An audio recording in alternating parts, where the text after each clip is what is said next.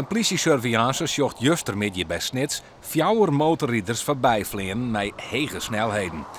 Het slag de motoragent de malje met moeite aan de kant te zetten en 1 coureur aan te houden. Door het rijden na je uit. Een motorrijder die ging in de richting van Bolsward, over de Azaan als spookrijdend. En de andere 2 die ging richting Jouweren. Met wat voor snelheden?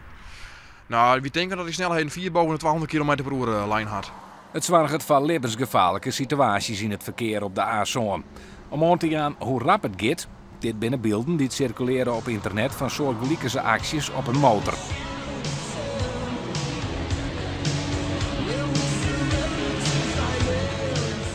Nevens de politie is het een wonder dat op het stuk tussen Snits en Balzert, dat de motorrijder in het verkeer in bezieken te ontkomen, geen ongelukken baat binnen.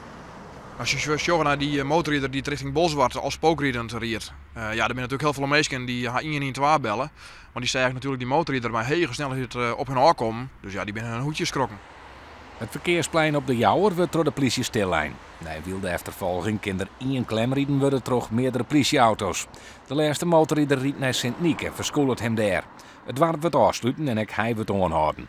De motorrijders binnen tussen de 20 en 30 jaar oud. Er zijn 4 motorrijders uit Zwolle. Die geen motorrijbewijs hebben. De motor zijn ik net verzekeren.